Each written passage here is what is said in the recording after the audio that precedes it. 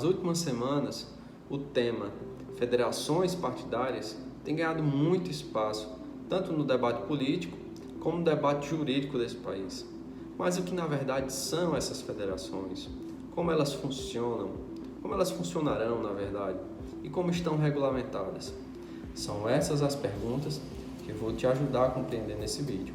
Meu nome é Bruno Macedo, sou sócio do escritório Macedo e Brito Sociedade de Advogados, tenho uma atuação no direito eleitoral e eu vou estar junto com vocês nesse vídeo falando sobre federações partidárias.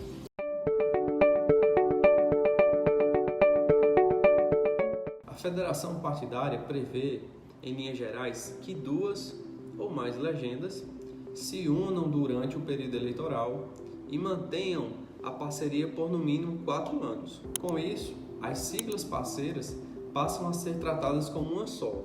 Precisam, por exemplo, estar juntas na disputa presidencial, em todas as candidaturas estaduais e também nas atuações na Câmara dos Deputados e no Senado. O sistema é visto como uma possibilidade dos partidos menores sobreviverem ao dispositivo da lei eleitoral, conhecido como cláusula de barreira ou desempenho, que a cada eleição torna mais difícil o acesso das siglas com poucos recursos, as urnas, a tempo de TV e fundo partidário. Na prática, essas restrições podem determinar o fim de uma sigla, que ficaria sem condições de desenvolver suas atividades. Na eleição de 2022, os partidos precisarão ter 2% dos votos válidos para deputado federal, distribuídos por ao menos 9 estados, para não serem atingidos por essa cláusula. A votação corresponde a eleger 11 deputados. As exigências aumentarão nos pleitos seguintes até chegarem aos 3% dos votos em 2030. A federação obedecerá às seguintes regras. Só poderão integrar a federação partidos com registro definitivo no TSE.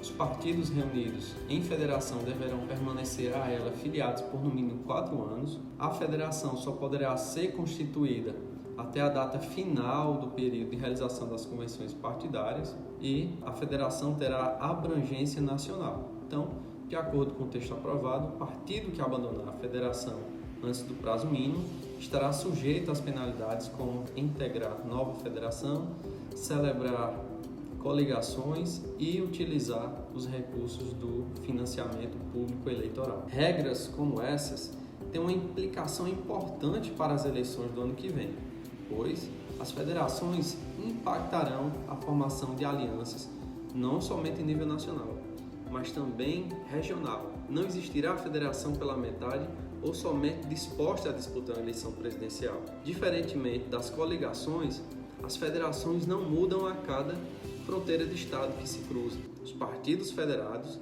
devem estar alinhados em todas as suas unidades da federação, o que poderá provocar uma necessidade de acomodação de interesses conflitantes nos diretórios locais. O Brasil tem essa estranha particularidade. O partido é um em Brasília e outro no seu estado. A federação de partidos pode ajudar a diminuir esse fenômeno, aproximando as legendas com compatibilidade programática e ideológica que superem divergências locais, de forma a fortalecer a institucionalização do sistema partidário que ainda é tão fraco no nosso país.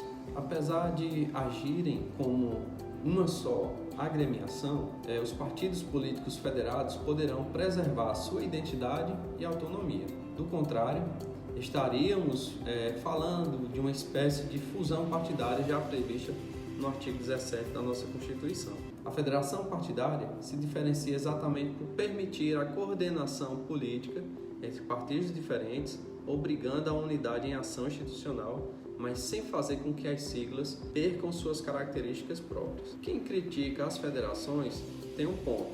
Querendo ou não, elas vieram também para driblar o efeito das cláusulas de desempenho sobre partidos menores. No entanto, não há como negar que as federações tenderão a agrupar partidos ideologicamente próximos, uma vez que a nova lei permite uma aliança política de 4 anos. Ninguém quer ficar o tempo todo dormindo com o inimigo. Sob esse ponto de vista, as federações têm tudo para ser um teste entre as legendas para a constituição futura de um novo partido político por meio da fusão, ou incorporação. É importante deixar claro que esse instituto não se trata de uma jabuticaba jurídica. A experiência internacional registra modelos muito interessantes de federações partidárias, como no caso do Uruguai, da Frente Ampla de José Mujica, que governou o país durante 15 anos. Há exemplo também, na Alemanha, da Angela Merkel, que governou o país, composta por uma espécie de federação formada pelos partidos União Democrata Cristã e União Social Cristã, que agora passa a dar lugar ao novo governo do Partido da Social Democracia.